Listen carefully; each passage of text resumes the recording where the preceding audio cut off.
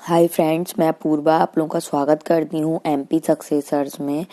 और कल की वीडियो में लास्ट हमारा जो टॉपिक था जनवरी टू दिसंबर 2020 का current affair, Madhya Pradesh current affair quick revision में हमने देखा था नर्मदा महोत्सव लास्ट टॉपिक। उसके बाद आज हम यहाँ पर स्टार्ट करेंगे कुछ अदर टॉपिक्स जो आपकी करेंट अफेयर के लिए इम्पोर्टेंट हैं। इसमें फर्स्ट है कि उमंग हेल्पलाइन, इसका शुभारंभ किया गया था। ये राज्य स्तरीय हेल्पलाइन सेवा है। इसका टोल फ्री नंबर है 14425 और इसकी समय अवधि है सुबह 8 से रात 8 बजे तक, सोमवार से शनिवार इस पर कॉल किया जा सकता है। और ये क्यों शुरू किया गया है मध्य प्रदेश सरकार द्वारा, तो इसका उद्देश्य है 10 से 19 वर्ष तक आयु के किशोरों के शारीरिक और मानसिक बदलावों के चलते उनके मन में उत्पन्न होने वाले द्वंद्व, तनावों और जिज्ञासा का निराकरण हेतु। तो ये आपको याद रखना है। नेक्स्ट यहाँ पर है कि प्रदेश के राशन उपभोक्ताओं के लिए अंतर्राज्यीय पोर्टेबिलिटी व्यवस्था लागू। इस व्यवस्था के अंतर्गत तो प्रदेश के जो राशन उपभोक्ता है उनके लिए अंतर्राष्ट्रीय पोर्टेबिलिटी सुविधा उपलब्ध करी गई है। तो इसका क्या क्या इम्पोर्टेंट है इसमें, तो प्रदेश के उपभोक्ता देश के 11 राज्यों जैसे आंध्र प्रदेश, गोवा, गुजरात, हरियाणा, झारखंड, कर्नाटक, केरल, महाराष्ट्र, राजस्थान, तेलंगाना और त्रिपुरा में भी अपना राशन प्राप्त कर सकेंगे। ये one nation one ration card के अंतर्गत ये सुविधा प्रारंभ की गई थी। तो ये आपको याद रखना है कि अगर कोई मध्य प्रदेश से है और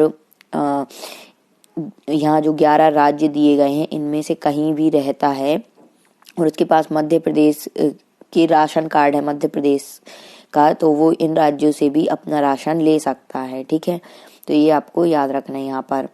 यहाँ पर सेकंड है कि साथ ही उपरोक्त 11 राज्यों के उपभोक्ता मध्य प्रदेश से भी राशन प्राप्त कर सकेंगे। और नेक्स्ट है यहाँ पर कि उपभोक्ता पूर्व निर्धारित मात्रा में व पूर्व निर्धारित दर में राशन प्राप्त कर सकेंगे। जैसे गेहूं 2 रुपए, चावल 3 रुपए और मोटा अनाज 1 रुपए प्रति किलोग्राम मिलता है। तो ये आपको याद रखना है। नेक्स्ट हम यहाँ पर बात करेंगे रंग भाषा इंदौर में स्थापित होगा। अगर आप लोग टेस्ट सीरीज के माध्यम से अपनी तैयारी को सर्वश्रेष्ठ बनाना चाहते हैं मध्य प्रदेश के किसी भी एग्जाम की, जैसे एमपी जेल प्रहरी, MP police, MP constable, MP SI वगैरह, एमपी ग्रुप 2 सब ग्रुप 4 और अन्य एग्जाम की तैयारी आप लोग कर रहे हैं और टेस्ट सीरीज के माध्यम से करना चाहते हैं, तो परीक्षा ऐप पर अवेलेबल है। परीक्षा ऐप की लिंक डिस्क्रिप्शन बॉक्स में दी गई है, आप वहां जाकर इसको डाउनलोड कर सकते हैं और आप प्ले स्टोर से भी परीक्षा ऐप को डाउनलोड कर सकते हैं। यहाँ पर अभी 40% का फ्लैट डिस्काउंट चल रहा है सभी टेस्ट सीरीज पर, तो जल्दी से जाएं और टेस्ट सीरीज को ज्वाइन करें। टेस्ट सीरीज आपको हिंदी इंग्लिश दोनों मीडियम में अवेलेबल रहेगी और ये फुल लेंथ टेस्ट सीरीज है according to the latest syllabus. तो आप लोग इसके माध्यम से अपनी तैयारी को सर्वश्रेष्ठ बना सकते हैं। यहाँ पर आप जब टेस्ट सीरीज ज्वाइन करें तो कूपन कोड यूज़ करें MSuccess40, तो आपको फ्लैट 40% का डिस्काउंट मिल जाएगा। तो ऑफर का लाभ उठाएं और टेस्ट सीरीज के माध्यम से अपनी तैयारी को सर्वश्रेष्ठ बनाएं। और साथ ही यहाँ पर कुछ ई बुक्स अवेलेबल हैं। अगर आप ई बुक्स के माध्यम से तैयारी करना चाहते हैं तो सभी की लिंक डिस्क्रिप्शन बॉक्स में दी गई है। यहाँ पर जैसे एमपी ग्रुप 2 सब ग्रुप 4 लेबर इंस्पेक्टर के 15 प्रीवियस ईयर पेपर सेट हैं। एमपी पीईबी व्यापम के जनरल मैनेजमेंट के 400 प्लस MCQ हैं। जनरल कंप्यूटर के 1000 प्लस MCQ हैं। हिंदी इंग्लिश दोनों मीडियम में सब अवेलेबल हैं, विद आंसर्स आपको दिए गए हैं। जनरल साइंस के 1100 प्लस MCQ हैं। यहाँ पर और भी कुछ ई बुक्स हैं जैसे करेंट अफेयर वगैरह। जनवरी से आपको अगस्त तक का मिल जाएगा हिंदी में और जनवरी से सितंबर तक का इंग्लिश में। कुछ आपको मंथली ई बुक्स भी हैं। जनरल मैनेजमेंट, जनरल रीजनिंग आपकी भी मिल जाएगी, general Hindi, general English, general math और आपको MPG के वगैरह के 1000 प्लस MCQ की ई बुक्स मिल जाएंगी आपको। सभी की लिंक डिस्क्रिप्शन बॉक्स में दी गई है। उनकी जो प्राइस है वो भी रीजनेबल है। ये प्रीवियस ईयर एग्जाम पेपर्स के कलेक्शन है, तो बहुत हेल्पफुल है ये आपके अपकमिंग एग्जाम के लिए। फैक्शनरी क्लस्टर, तो ये आपको याद रखना है। क्लस्टर में सड़क, ग्रीन बेल्ट, 24 मतलब 24 घंटे विद्युत सुविधा, पेयजल एसटीपी और ईटीपी सुविधा, व्यावसायिक स्थान, आवासीय कार्यालय तथा प्रशासनिक भवन आदि सुविधाएं विकसित की जाएंगी।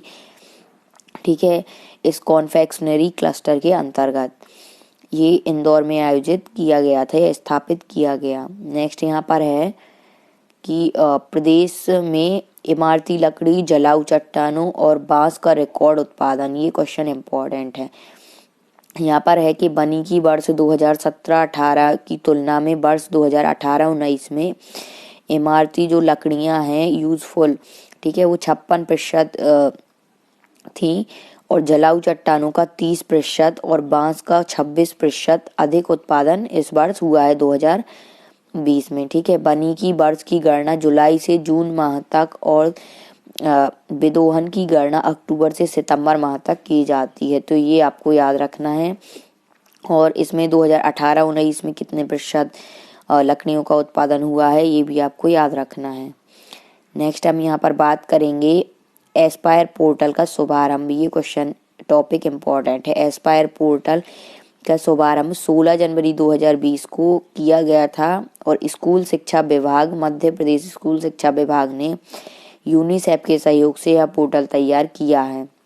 और इसमें क्या होगा कि प्रदेश के शासकीय विद्यालयों के 9 से 12वीं तक के विद्यार्थियों के लिए ये तैयार किया गया है, तो ये आपको याद रखना है कि इसका शुभारंभ कब किया गया है और किसके लिए तैयार किया गया है।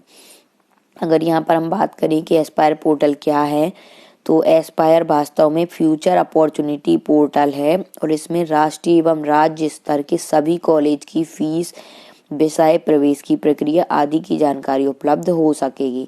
तो ये स्टूडेंट के लिए है 9 to 12, जैसे आप 10th क्लास में हैं और आपको किसी कॉलेज के एंट्रेंस टेस्ट वगैरह देना है, जैसे पॉलिटेक्निक वगैरह होता है, तो आप डायरेक्ट कॉलेज में एडमिशन लेना है 10th के बाद या आपको 12th के बाद लेना है, तो आपको नॉलेज हो जाए कि आप जैसे अगर मान लो बायो सब्जेक्ट से करेंगे तभी आप डॉक्टरी की फील्ड में जा सकेंगे, तो आप बायो लेना पड़ेगी 11th-12th में। तो ये सब कुछ की फीस वगैरह कितनी रहती है, कौन से कॉलेज में कैंपस वगैरह कैसा है, तो पूरी इन्फॉर्मेशन उसमें रहती है। इसलिए ये एक अच्छा पोर्टल है, तो ये आपको याद रखना है और अपकमिंग एग्जाम में इससे क्वेश्चन आने के चांसेस हैं। नेक्स्ट यहाँ पर हम बात करेंगे, नेक्स्ट टॉपिक है हमारा कि प्रदेश के 4 शख्सियतों को पद्मश्री व स्वर्गीय पूर्व सांसद को पद्म विभूषण से सम्मानित करने की घोषणा, ये क्वेश्चन भी इम्पोर्टेंट है। तो यहाँ पर पहले हम बात करेंगे कि 4 लोगों को मध्य प्रदेश से पद्मश्री दिया गया और स्वर्गीय पूर्व सांसद जी जो हैं हमारी, उनको पद्म विभूषण से सम्मानित किया गया। तो ये याद रखना है कि पद्मश्री के लिए जो नामित किए गए थे नाम मध्य प्रदेश से, उनमें कौन कौन है। तो फर्स्ट यहाँ पर है डॉक्टर पुरुषोत्तम दाधी जी, इंदौर से हैं, इनका नाम आपको याद रखना है और ये कहाँ से हैं ये याद रखना है। यहाँ पर अगर हम बात करें तो कला के क्षेत्र में इंदौर के रहने वाले प्रसिद्ध कथक नृत्य गुरु हैं ये डॉक्टर पुरुषोत्तम दाधीच को पद्मश्री अवार्ड दिया गया। किस क्षेत्र में है, तो कथक नृत्य गुरु हैं ये, तो कथक के फील्ड में इन्हें ये दिया गया कला के क्षेत्र में। इसके पूर्व इन्हें 2019 में संगीत नाटक अकादमी द्वारा भी सम्मानित किया जा चुका है, तो ये आपको याद रखना है। नेक्स्ट यहाँ पर है सेकंड लीला जोशी, ये भी डॉक्टर है लीला जोशी, ये रतलाम की हैं। ठीक है, ये मध्य प्रदेश के रतलाम की रहने वाली डॉक्टर लीला जोशी को भी आदिवासी महिलाओं की चिकित्सा के क्षेत्र में मुफ्त इलाज करने के लिए पद्मश्री 2020 से सम्मानित करने की घोषणा की गई है। तो ये आपको याद रखना है कि इनको किस फील्ड में दिया गया, तो इन्होंने जो आदिवासी महिलाएं हैं उनकी मुफ्त में इलाज किया है या चिकित्सा की है। इनका नाम महिला एवं बाल विकास विभाग द्वारा जारी 100 प्रतिभाशाली महिलाओं की सूची में भी सम्मिलित है, तो ये भी याद रखना है। और नेक्स्ट ये है कि नेशनल स्तर की महिला रोग विशेषज्ञों की संस्था federation of obstetric and gynaecological scientist of India, societies of India यानी कि फॉग्सी, तो ये इसका शॉर्ट फॉर्म है, 2019 में प्राइज ऑफ फॉक्सी अवार्ड से भी सम्मानित किया जा चुका है इनको, तो ये भी आप याद रख सकते हैं, हालांकि इतना इम्पोर्टेंट नहीं है। नेक्स्ट यहाँ पर हम बात करेंगे थर्ड पद्मश्री अवार्ड से किसको सम्मानित किया गया, तो ये हैं श्री अब्दुल जब्बार, ये भोपाल के हैं। ठीक है, इनका नाम भी आपको याद रखना है। सामाजिक कार्यकर्ता अब्दुल जब्बार, जिनकी मृत्यु 14 नवंबर 2019 को हो गई थी, जिन्हें मरणोपरांत पद्मश्री दिए जाने की 71वें गणतंत्र दिवस पर घोषणा की गई है।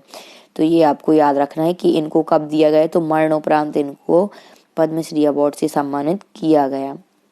ठीक है, इन्हें 2 व 3 दिसंबर 1984 भोपाल गैस त्रासदी, जिसमें यूरेनियम कार्बाइड की फर्टिलाइजर फैक्ट्री से जहरीली गैस रिसाव में बचे पीड़ितों के हितों के लिए न्याय करते रहे, इसलिए इन्हें ये अवार्ड दिया गया है। तो इनका नाम बहुत ज़्यादा इम्पोर्टेंट है।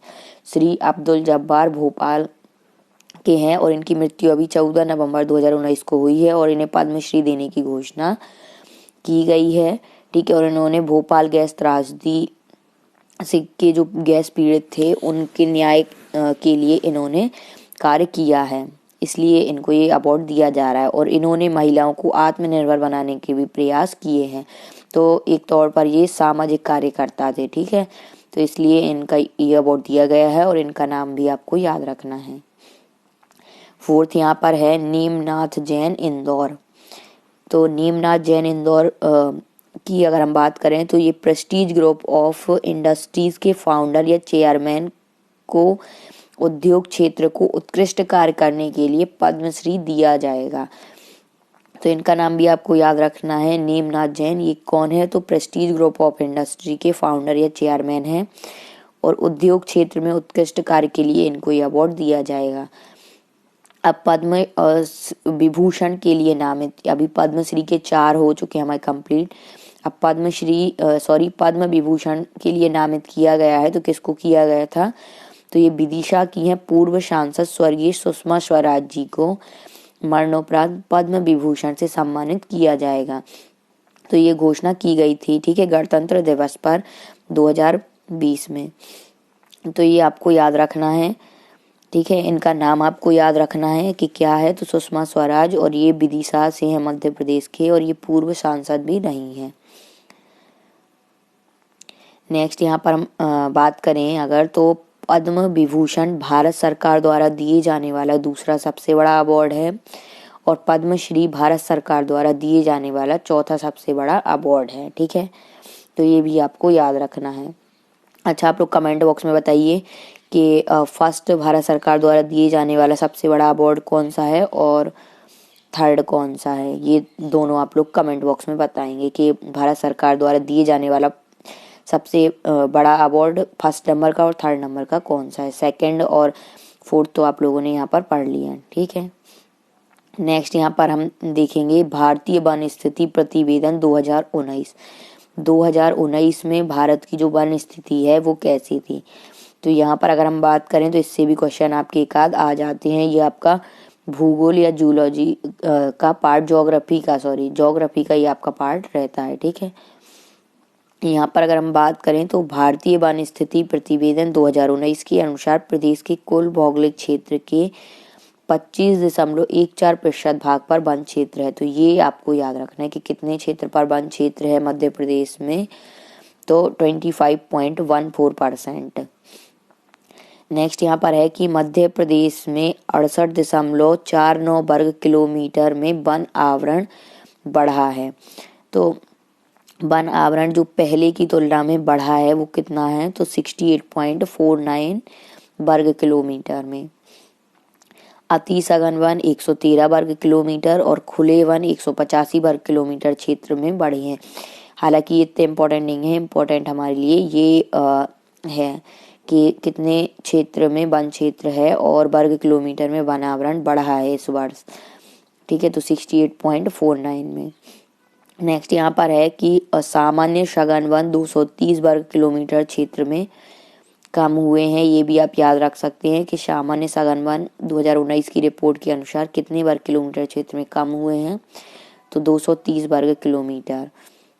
नेक्स्ट यहाँ पर है कि प्रदेश के 4 जिलों में वन आवरण बढ़ा है, इनमें से कौन से हैं, तो यहाँ पर अगर हम बात करें तो यहाँ पर है पन्ना जिला में 75.71 वर्ग किलोमीटर जो वन आवरण है वो बढ़ा है।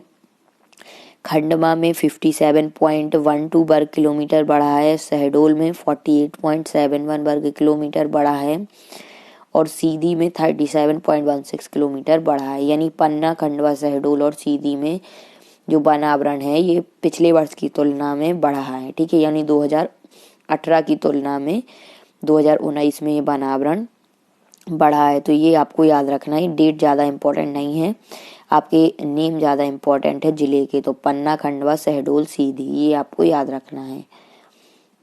नेक्स्ट यहाँ पर है कि प्रदेश के कुछ जिलों में वन आवरण में 0 से 50 वर्ग किलोमीटर की कमी आई है, जिसमें बड़े भाग पर राजस्व क्षेत्र भी शामिल है।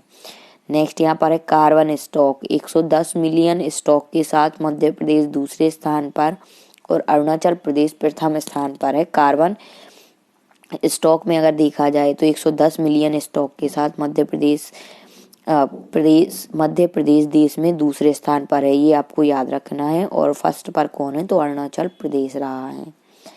नेक्स्ट यहाँ पर हम देखेंगे Bhopal literature and art festival 2020 के बारे में। अगर यहाँ पर हम बात करें तो Bhopal literature and art festival 2020 तो निम्न प्रमुख पुस्तकों का विमोचन इसमें किया गया। ये कुछ पुस्तकें हैं, ये भी इम्पोर्टेंट हैं आपके अपकमिंग एग्जाम के लिए, क्योंकि बुक्स वगैरह से भी क्वेश्चन पूछे जाते हैं कि किस राइटर ने कौन सी बुक लिखी है और इसका विमोचन किसने किया है, कौन से सन में ये बुक पब्लिश्ड हुई है, इस टाइप से। तो यहाँ पर है कुछ पुस्तकें। 1 फॉर सोरो, 2 फॉर जॉय, कथाओं की संग्रह। तो ये है श्री अटोनी डीशा रेशा के अध्यक्ष हैं ये, तो इन्होंने ये लिखी है। ठीक है, श्री अटोनी डिसा ने 1 फॉर सोरो, 2 फॉर जॉय, ये याद रखना है आपको। नेक्स्ट यहाँ पर है ब्रेथलेस, यानी बाघों के जीवन पर है ये, ब्रेथलेस। तो ये लिखी है श्री देशदीप सक्सेना, ये पत्रकार हैं। ये सभी नाम इम्पोर्टेंट है, तो आपको सभी के ये नेम याद रखने हैं।